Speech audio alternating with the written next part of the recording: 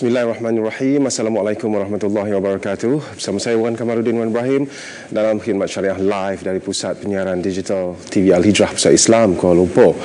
Baik, sejak kebelakangan ini sikap sebahagian umat Islam yang memandang mudah dan remeh di dalam pelbagai urusan agama semakin berleluasa, ya. Antaranya terlibat dalam nikah sindiket, ya. Dan tindakan seperti ini jelas bertentangan dengan jalan yang dibawa oleh Rasulullah sallallahu alaihi wasallam dan gaya kehidupan orang-orang yang beriman, ya. Firman Allah Subhanahu wa taala dalam surah An-Nisa ayat 115 yang bermaksud, dan siapa yang menentang ajaran Rasulullah sesudah terang nyata kepadanya kebenaran petunjuk yang dibawanya, dan ia pula mengikut jalan orang lain dari jalan orang-orang yang beriman, kami akan memberikannya kuasa untuk melakukan kesesatan yang dipilihnya, dan pada hari akhirat kelak kami akan memasukkannya ke dalam neraka jahanam, dan neraka jahanam itu adalah seburuk-buruk tempat kembali.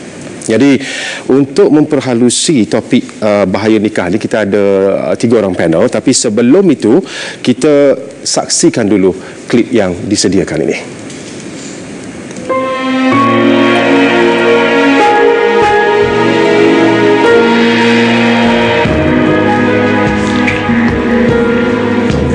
Segalanya bermula apabila saya mula kenal si dia.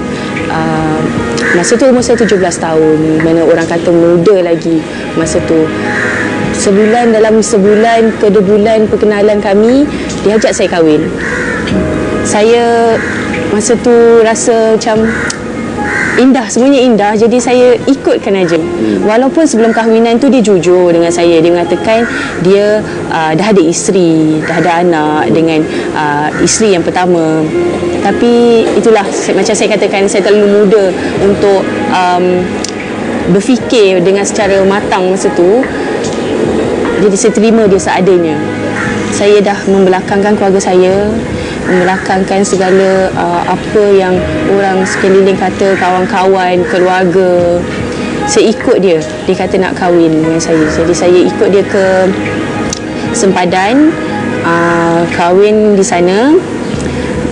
Di situ saya dikenalkan dengan beberapa orang-orang yang menguruskanlah prosedur perkahwinan kami.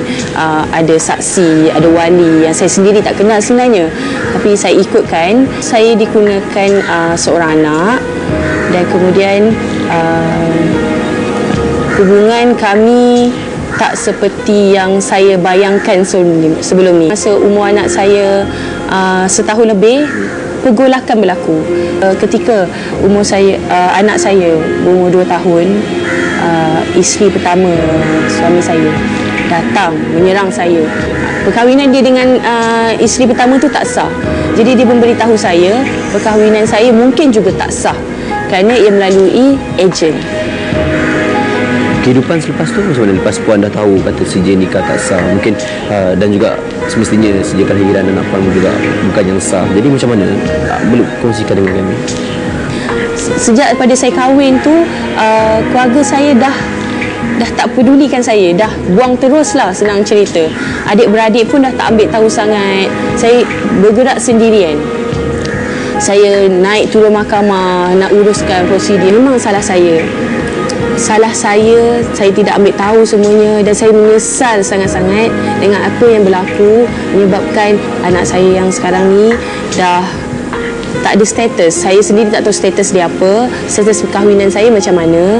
Sepatutnya saya dulu fikir macam mana nak ambil macam mana nak tahu status saya, macam mana balik, sepatutnya lepas balik ke Malaysia lepas kahwin tu, saya tahu prosedur-prosedur yang sepatutnya saya lakukan untuk sahkan perkahwinan di Malaysia. Dan sekarang dah jadi masalah. Saya terpaksa turun naik mahkamah nak mencari status anak saya. Tanggapan orang terhadap anak saya tak tahu. Saya tak tahu sekarang. Jadi perkara ini akan sangat-sangat membebankan saya.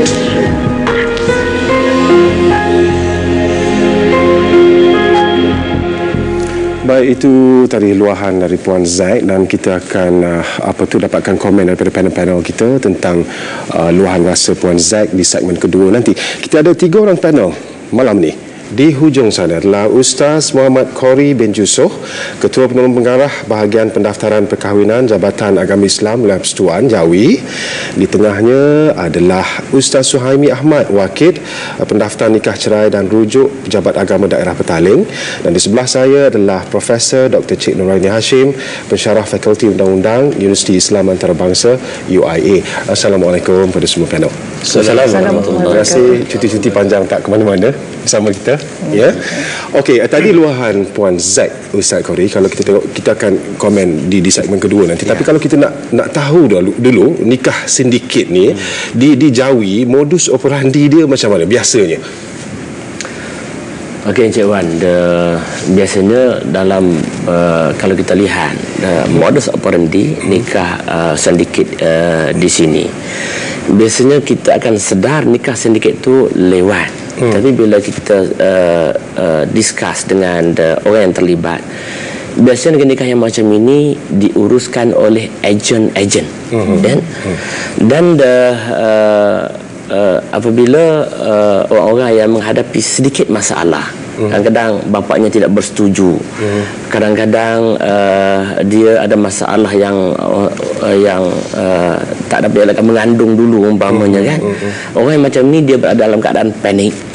Dan biasanya orang yang panik ini kita boleh nampak riak wajahnya. Orang yang susah hati bila datang di sini, kadang-kadang di sini ada orang yang bijak membaca reaksi wajah. Maka di situ dia akan bertanya khabar, kenapa nampak muram durja, apa yang saya boleh bantu. Itu di Jawi sendiri. Itu kadang-kadang sekitar-sekitar pun kadang-kadang ada orang yang memasang kaki. Ejen-ejen ini dia pasang kaki begitu. Contoh. Jadi tonto pun boleh dikatakan tonto jugalah. Jadi orang yang macam ini kadang-kadang apabila orang yang sudah menghadapi masalah, dan diberi pula peluang, diberi jaminan ada orang yang boleh tolong selesai masalah. Okey, insya-Allah cuba cerita kepada saya supaya tolong selesai masalah you. Maka orang yang macam ini apabila ada orang yang boleh tolong selesai masalah, dia akan mudah terpengaruh. Dia dah nampak buntu dan dia akan cepat ikut nasihat yang diberi. Nasihat yang macam ini, kalau sekiranya dia belum sampai ke pejabat agama, dia terdengar nasihat di pertengahan jalan, maka sini dia akan hanyut terlibat dengan nikah sindiket. Itu antara modus operandi yang dibuat. Ada juga yang dibuat di tempat yang lain, kadang-kadang dia dengan imam-imam. Imam-imam yang uruskan nikah sindiket ini kadang-kadang bukan sebenarnya imam juru nikah. Kadang-kadang dia berlakon sebagai imam. Maka orang yang macam ni nampaknya Masya Allah bagus, perwatakannya sangat bagus, warak nampaknya. Tapi sebenarnya dia juga terlibat dengan ejen nikah sindiket yang menguruskan. Sebab itu kadang-kadang kalau orang yang tidak mengetahui modus operandi yang macam ini, dia akan cepat terpengaruh dengan nikah sindiket ini. Kalau di JAIS macam mana Ustaz Saimi? Apa yang kelakarnya, macam mana orang yang terlibat ni nak tahu ini adalah sindiket? Dia begini, seperti mana Ustaz Khori sebut tadi tu, itu sebahagian dia punya rentetan daripada mula tu untuk sampai dia kepada nikah sindiket. Jadi sebenarnya kebanyakannya betul, memang dia orang bermasalah. Bila bermasalah dan dia melihat masalah tu macam sudah tidak ada jalan penyelesaian, kerana pula tadi ada orang yang membantu, dia fikir ini yang terbaik. Ketika itu dia fikir saya nak selamat, saya nak nikah. Dia tak fikir dah undang-undang mana tolak siap. Sedangkan kalau kita tahu nikah sindiket ni salah satu item yang paling penting, dia membelakangkan undang-undang. Dan orang yang melihat kes-kes macam ini, dia fikir undang-undang ni menyusahkan dia. Tapi tidak, sebenarnya undang-undang ni nak bantu dia. Kita nak bantu dia, yang pertama nak pastikan pernikahan tu sah dari segi hukum syarak. Sebab itu sampai peringkat hari ni kita bagi checklist, sampai wali pun kita bagi checklist. Kita check bapak dia tak. Kalau bapak dah meninggal, datuk ada tak? Kalau datuk ada, kita akan cek supaya pastikan pernikahan itu sah. Itu pun di situ kadang-kadang tu kata tadi, bila contohnya wali bermasalah, contohnya lah, kata bapak tak setuju, mungkin sebab adalah sebab faktor umur ke, kadang-kadang istilahnya dah masalah terlanjur dan sebagainya. Jadi dia fikir cara yang terbaik, bapak tak setuju, dia buat tindakan ini jalan cari package fikir sekali sampai perangkat yang kita tak sedap sekali itu kita tengok kadang-kadang dia terang-terang dia tolak hukum. Tak apa, yang ini tak payah. Saya boleh wali hakim terus. Sebab kalau dia kata wali adal kan, sebab dalam fiqah tu dia kata wali adal tu maknanya wali enggan saja. Terus boleh pindah wali hakim. Dia tak tengok wali hakim tu siapa. Apakah semua orang boleh menjadi wali hakim? Dan kata dia Ustaz tadi kata di Kampung Baru pun dah ada round cukup apa tu dia punya mileage ni dah. Macam mana operasi ni? Ya, dan ada juga yang kita dapat kes-kes pernikahan yang dibuat area Kampung Baru. Tetapi dia bukan dalam masjid Kampung Baru. Dia buat di luar masjid. Perkarangan maksudnya di rumah-rumah yang sekitar Kampung Baru. Cuma yang Kampung Baru ini juga seperti mana Ustaz Suhaimi sebut, dia ada ejen yang uruskan. Jadi apabila ejen yang uruskan tu dia hanya menjemput juru nikah. Yang kata juru nikah yang tidak ada dilantik, tak ada tauliah itu untuk menguruskan pernikahan. Dan orang ini bila dia datang dengan pakaian yang hebat, maksudnya nampaknya warak, masya-Allah, orang akan percaya. Dan dengan sebab itu orang ini bersetuju untuk nikah. Sedangkan nikah itu nikah yang tak ada apa-apa kebenaran daripada pejabat agama Islam. Maka kes macam ni kita keraskan dia terlibat dengan nikah sedikit. Saya mungkin nak tambah sikit pasal bila kata imam tadi tu. Kebanyakan betul yang kita jumpa tu imam tu memang tak bertauliah. Tapi pengalaman kami di Jabatan Agama Islam Selangor khususnya, saya ingat Jawi pun berlaku di situ. Sebahagian mereka ni memang tahu selok belok sebab mereka ni bekas imam pun ada. Memang orang dia taulihkan juru nikah, memang dia tahu A to Z macam mana nak buat, skill nak buat, semua dia tahu. Sampai peringkat tu kita kata surat nikah yang keluar tu 90% original. Nak bagi tahu, cuma nombor kod yang kita jumpa patutnya file tu file undang-undang keluarga. Dia pergi lari ke file masjid, dia pergi lari file ke penguasa. Itu kita kata yang paling tak sedap, ada orang yang tahu dia punya perjalanan tu, cuma dia tak ikut undang-undang, dia ambil kesempatan kat situ lah. Dari hasil kajian Prof, apa lagi yang boleh kita kongsi? Daripada kajian saya yang melibatkan daripada tahun 2000-2004, yang mana melibatkan 680 responden yang saya ambil daripada Kelantan, Johor, Kedah dan juga Selangor. Jadi kita dapati bahawa ada lebih kurang 6 faktor lah. Di mana yang pertama ni kita lihat bahawa adanya perkhidmatan yang cepat dan murah. Jadi, murah ke sebenarnya? Kalau kata dibandingkan dengan perkahwinan yang biasa tu, mungkin kos dia agak lebih sikit. Kenduri semua kendurinya, hantarannya kan semuanya agak mahal kosnya. Jadi kalau kat sini dia cepat, mudah dan murah. Tu dia punya tema dia lah. So mestilah orang tertarik untuk mengikuti dan mereka pun dalam keadaan bermasalah kan. Kemudian kes-kes poligami tanpa keizinan.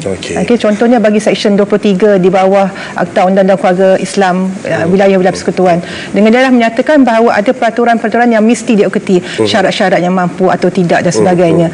Jadi bagi mereka ini yang terjebak dengan perkahwinan sedikit merasakan bahawa mengikut prosedur ini adalah satu yang remeh-temeh, mengambil masa. So kata kalau kita ikut sedikit lebih mudah. Why not? And then juga faktor yang lain juga kerana apabila wali tidak mahu memberikan keizinan perkahwinan. Tak restu lah ni. Tak restu, tapi kita lihat juga keadaannya. Kenapa wali tidak setuju? Sepatutnya di sini adanya perbincangan di antara si anak dengan si ayah. Tapi kadang-kadang anak tu mungkin tidak ada satu wali pun tidak mahu anak dia dalam keadaannya tidak baik, pastinya baik. Tapi sekiranya adanya pertembungan antara kehendak anak dan bapa itu, kenapa tidak berbincang terlebih dahulu? Kemudian kita pula akan offer, dia ada wali hakim, sekiranya tak setuju, boleh pergi ke mahkamah. Tapi mereka merasakan benda ini semuanya remeh-temeh. Kemudian ada juga kerana mereka ni jahil tentang agama dan juga tentang undang-undang yang sedia ada. Mereka rasa kalau kata nikah cukuplah 5 rukun tersebut, ada suami, ada isteri, ada wali, ada saksi dan ada ijab dan kabul, cukup. Sedangkan setiap rukun-rukun ini disertai dengan syarat-syaratnya. Contohnya saya kata, kalau kata isteri, adakah isteri ini seorang isteri orang yang bakal menjadi isteri orang ataupun dia masih dalam waktu iddah? Sekarang ni saya lihat dalam kajian tu belasah segala. Asal boleh kahwin saja kan. Okey. Kalau kata dari segi wali tu, adakah telah mendapatkan keizinan terlebih dahulu? Kadang-kadang yang menikahkan takkan tanya. Okey, ataupun mereka di bawah umur. Walaupun kata mengikut hadis menyatakan bahawa dari segi umur ni tidak ada umur minimal, dan kita tahu bahawa pernikahan Aisyah adalah pada umur 6 tahun dan ditinggal bersama Rasulullah ketika berusia 9 tahun. Tetapi bagi menjaga kemaslahatan, maka undang-undang di Malaysia meletakkan bahawa umur hendaklah 16 tahun. Sekiranya di bawah hendaklah mendapat keizinan bertulis daripada mahkamah syariah. Tapi mereka just ignore benda itu. Kemudian juga mungkin kerana telah berzina. Okey, konon-konon nak menghalalkan, padahal menjebak mereka pada banyak lagi masalah. Ataupun macam Ustaz Qori kata, mungkin mereka telah mengandung.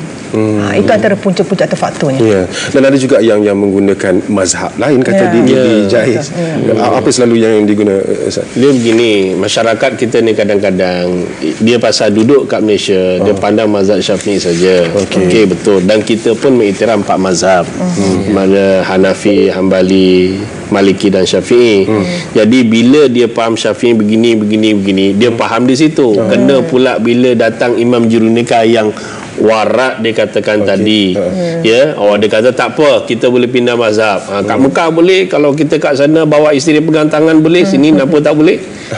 Dia akan bagi hujah-hujah yang kadang-kadang kita katakan dia mengambil kesempatan di atas yang Prof sebut tadi, sedikit kejahilan, dipengaruhi sedikit, boleh, dia kata okey, kalau boleh maknanya terus jalan. Maknanya elok untuk dia jangan macam tu. Itulah masalah. Kebanyakannya begitulah ya.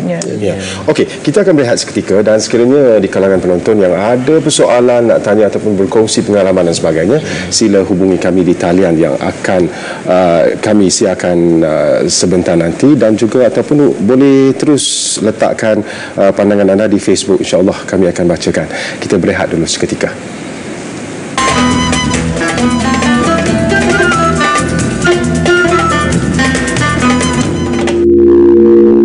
Khaldad Cider NR Bashira, sedap, berkhasiat, bertenaga. Jus yang diperkaya dengan makanan sunnah dan bahan terpilih sesuai untuk semua peringkat umur. Pastikan Khaldad Cider NR Bashira formulasi cuka kurma terunggul di Malaysia. تصمیمو گرفتم که ترکش کنم. میخوام برم برای خودم زندگی کنم.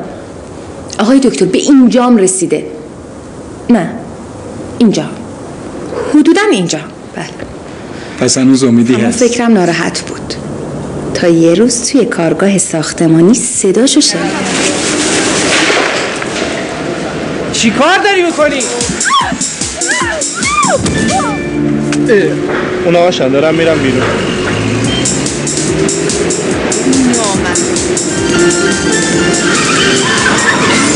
وای 5 4 احمد اول تختامون از هم جدا کردیم.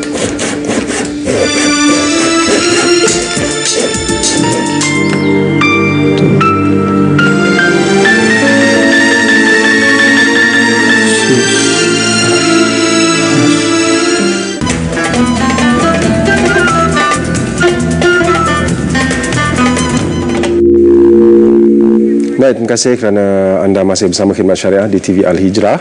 Dan tadi kita dah berkongsi luahan daripada Puan Zack tadi, kalau kita tengok ya, daripada luahan itu kebiasaan yang seorang wanita hadapi, Prof, dari hasil kajian Prof. Okey, itu memang kajian. Maknanya sekarang kita dapat lihat bahawa tindakan yang diambil itu merugikan dia sangat-sangat. Okey, di sini sekarang ni kita dapati bahawa status dia pun tidak boleh ditentukan lagi. Dia pun tak mendaftarkan perkahwinan tersebut. Kalau kata dia mendaftar, maknanya prosedur di mahkamah dan juga di pejabat agama akan pastikan bahawa adakah perkahwinan itu sah terlebih dahulu. Sekiranya perkahwinan itu sah, barulah maknanya tindakan diambil terlebih dahulu dan kemudian didaftarkan. Barulah Puan Zack tadi akan dilindungi dan mana-mana wanita lagi. Kemudian dari segi perkahwinan tadi, maknanya akan melahirkan zuriat. Apa yang akan berlaku pada status zuriat tersebut? Di sini rentetannya, apabila status anak tersebut tidak boleh ditentukan, apabila nak pergi ke sekolah, timbul lagi masalah. Sebab tidak ada sijil perkahwinan, ada sijil lahir. Okey. Nak sekolah ada bermasalah. Kemudian apa-apa yang melibatkan, yang memerlukan sijil perkahwinan dan juga sijil kelahiran, maka dia tak boleh produce. Di sini maknanya wanita tersebutlah yang akan yang akan ditimpa masalah yang banyak. Jadi yang mangsanya lah wanita dan anak-anak lah. Di sini lebih banyak. Sebab bagi saya, kalau kata dia tak boleh membuktikan perkahwinan dia, bagi pihak lelaki no problem. Okey, saya basuh tangan, saya boleh pergi. Dia cabut macam tu saja. Yang marah mana tetap perempuan tersebut. Macam sekarang ni tak tahu apa benda status dia. Okay? Tapi Ustaz Khawri, kalau kita kata ramai pasangan yang terdesak tadi tu mungkin akan pergi ke sempadan dan sebagainya. Tapi kalau kita kata tidak semua perkahwinan di sempadan, dia orang yakin pergi sempadan syarak, hukum syarak lepas, perundangan je tak lepas. Tapi benarkah 100% kita yakin bahawa perkahwinan di sempadan tu 100% mengikut syarak atau tidak? Saya suka ulas gini, simple je penama jawapan. Pada saya, pernikahan yang dibuat di Thailand, di selatan Thailand tu, pada saya tidak semua yang sah di sisi hukum syarak. Dan sebahagian besarnya nikahnya tidak sah di sisi hukum. Tetapi macam Prof sebut tadi, oleh kerana dia orang ini juga tidak faham dari segi hukum, maka bila nikah cukup yang 5 itu kata dia sudah sudah sah. Tapi berdasarkan pada perbincangan yang pernah kita jalankan bersama majlis agama Islam di wilayah-wilayah selatan Thailand, dan 5-6 wilayah itu, mereka mengatakan bahawa mana-mana pernikahan yang dibuat bagi warga negara luar, bagi orang Malaysia dengan Malaysia, bila nak nikah di selatan Thailand ini, dia hendaklah dibuat di dalam majlis agama sahaja. Mana-mana orang yang nikah di luar majlis agama, dan nikah tu di rumah, di surau, di masjid, di luar majlis agama, nikah tu sebenarnya juga sama macam nikah sedikit di sini. Nikah tu juga tak diiktiraf oleh Thailand. Nikah itu tidak sah di sini. Bagaimana kita di sini boleh iktiraf pernikahan yang begitu? Ini nampak kadang-kadang yang ini banyak masyarakat kita tidak memahami. Dia lebih suka ambil jalan mudah, nikah di sempadan, pada dia sebenarnya bukan KO jadinya itu. Saya ingin menambah, kalau kata macam perkahwinan tadi, jadi bagi mereka halal kerana apa? Perkahwinan itu sah kerana kata 2 marhalah. Sedangkan di sini masalahnya mereka melarikan diri pada wali. Bukan kata wali tak izin. Kalau wali tak izin tu boleh diperbincangkan lagi. Kemudian perencanaan kata perkahwinan, ada satu kes tu berkahwin di bawah pokok, di belakang kedai tekstil, di dalam lori.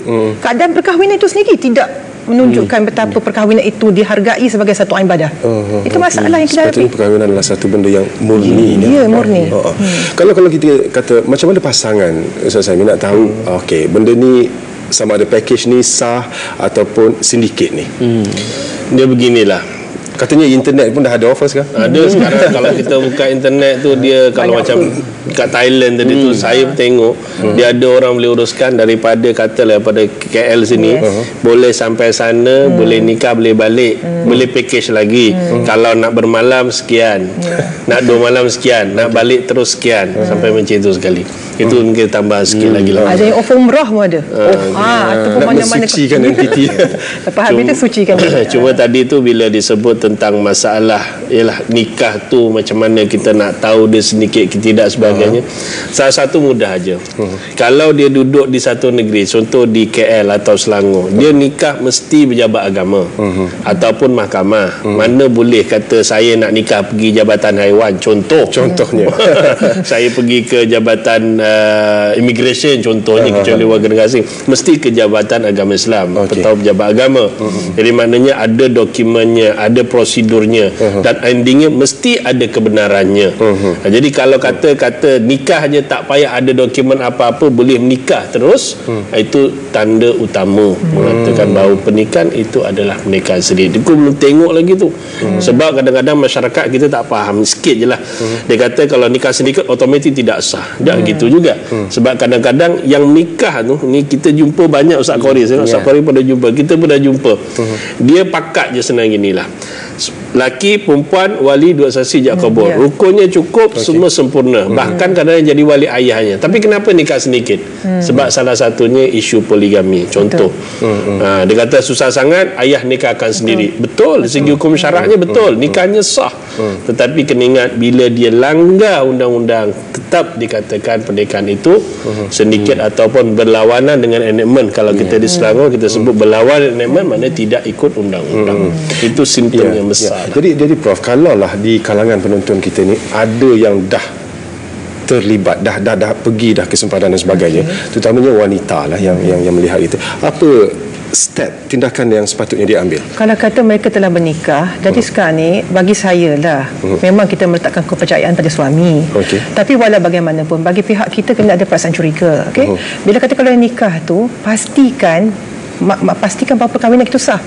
Cara yang kita boleh buat ialah mendaftar semula perkahwinan.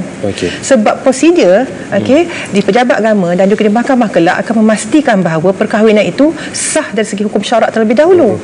Sekiranya perkahwinan itu sah dari segi hukum syarak, maknanya tidak timbul masalah. Cuma sekarang ni berlawanan dengan enactment ataupun akta. Jadi di situ prosedur yang sepatutnya si wanita itu mesti berhati-hati. Sebab ini melibatkan, maknanya akan melahirkan zuriat dia dan status perkahwinan dia. Maknanya di sini mesti berhati-hati kerana ia melibatkan masalah dosa, masalah kehidupan seharian dia. Semua ini menimbulkan masalah. Kalau biasanya seorang pasangan tu dah ke mahkamah, biasanya. Tapi biasanya bila situasi, bila dah ada anak dan sebagainya, terdesak baru nak datang ke jabat agama dan sebagainya kan? Ustaz Qori? Ya, betul je. Biasanya Ustaz Qori sarankan apa? Biasanya kes orang yang sudah terlibat dengan nikah sindiket. Saya juga setuju dengan cadangan Prof. Bila orang terlibat dengan nikah sindiket, pertamanya kan, dia kena datang semula ke Jabatan Agama untuk uruskan pendaftaran pernikahan yang dibuat secara ilegal itu. Dan biasanya kita akan panjangkan kepada pihak yang benar, berwibawa. Biasanya kalau nikah dia dulu tanpa kebenaran, dia tak perlu nak bimbang, kita akan tolak ke mahkamah. Dan di mahkamah ni dia biasanya akan buat yang pertama tindakan itu pengesahan nikah yang telah dibuat itu. Kalau sekiranya pernikahan yang dibuat itu sah di sisi hukum, mahkamah mengesahkan pernikahan dia, maka nikah itu dari segi undang-undangnya walaupun ilegal, nikahnya boleh didaftarkan di bawah undang-undang. Tapi dia mungkin dikenakan charge, mungkin dikenakan pertuduhan melakukan kesalahan kerana nikah tanpa kebenaran yang dibuat itu. Tapi saya ingat itu masih okey. Kalau nak dibandingkan dengan pernikahan yang dibuat itu, dia duduk bersama secara tidak sah, dapat anak pula anak tidak sah, tarafkan akan menjadi kacau bilau dalam hidup dia di masa depan. Dan situasi lebih teruk kalau berlaku perceraian. Ya, betul. Dan sebab itu kalau juga orang yang terlibat dengan nikah sindiket ini, saya minta segera tampil, maksudnya daftarkan semula pernikahan. Kerana biasanya urusan pendaftaran pernikahan, kalau sekiranya nikah itu masih dalam keadaan manis, orang masih wangi, urusannya lebih mudah. Berbanding dengan apabila dia balik tidak daftar nikah, dan nikahnya itu sudah menjadi masalah, sentiasa berperang dengan suami, pada masa itu sangat sukar untuk nak mendapatkan kerjasama di antara pasangan. Yang ini yang banyak fail dalam urusan pendaftaran nikah. Okey, kita bincang selanjutnya selepas ini. Kita ambil seorang pemanggil dulu. Encik Arif Shah dari Gombak. Assalamualaikum, Encik Arif. Assalamualaikum. Waalaikumsalam. Saya ada satu soalan. Ya.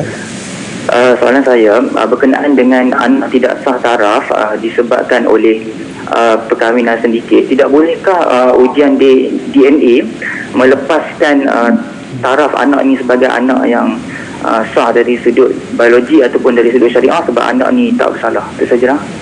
Okey. Terima kasih. Itu je, Encik Arif?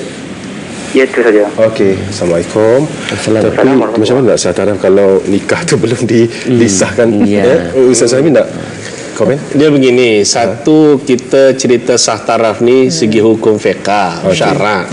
Jadi kalau pernikahan itu memang terbukti nikah tu tidak sah, dan pasangan tu tahu nikah tu tak sah, Jadi biasanya anak tu disabit sebagai tidak sah taraf. Kalau yang kata dia yakin nikah sah bersama dapat anak, itu boleh dibuat pensabitan wati syubhat, tapi itu perlu disahkan di mahkamah.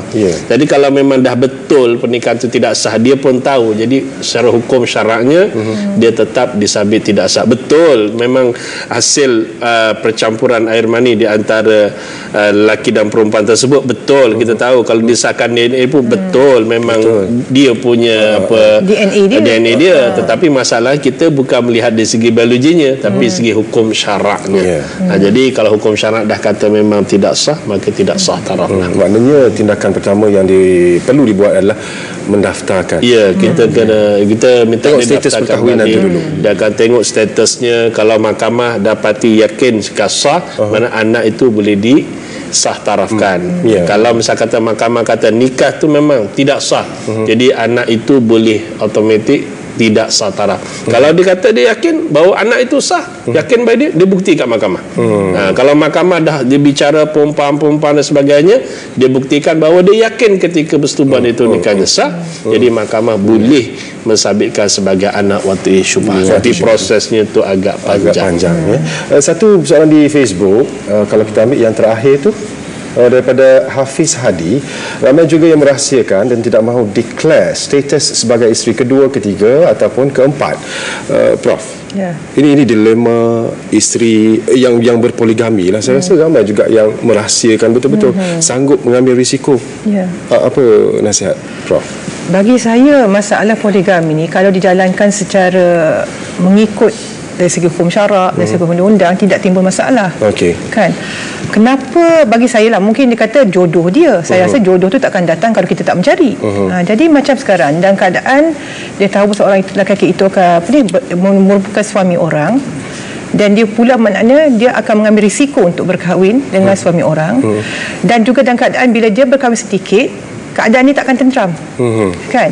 Dari segi satu statusnya, kemudian keadaan bersembunyinya daripada pengetahuan isteri yang pertama dan sebagainya. Jadi di sini sepatutnya mereka lebih berhati-hati. Okay? Jangan menjebakkan diri kerana mungkin disebabkan kata orang lain kahwin, saya nak kahwin juga. Kan? Dia fikir secara mendalam akan akibat yang akan diterima kelak. Sebab apa yang akan ditanggung adalah dia sendiri. Jadi jangan ambil risiko. Kemudian kalau kata betul-betul lah kata nak berpoligami juga, maknanya dia suggest kepada bakal suami dia, kita buat secara undang-undang, saluran yang betul. Jangan buat secara sedikit, sebab akibatnya akan ditempuh dia sendiri. Sama ada sebagai isteri pertama, kedua atau ketiga. Walaupun kita menyatakan poligami adalah sunnah Rasulullah, tapi adakah Rasulullah bertindak sedemikian? Sebab Rasulullah berkata, perkahwinan Rasulullah itu adalah untuk menyampaikan keadilan kepada semua. Dan kemudian poligami adalah untuk penyelesaian masalah, bukan menambahkan masalah sedia ada. Jadi maknanya ke depan dan mendaftar sebaik saja kalau terlibat dengan pernikahan yang kita tak tahu statusnya lah. Okey, kita perlu berehat sekali lagi, dan kepada anda yang ada persoalan apa-apa, terus menghantar soalan di Facebook ataupun call di talian yang akan disiarkan nanti. Kita berehat sekali lagi. Khidmat Syariah kembali selepas ini.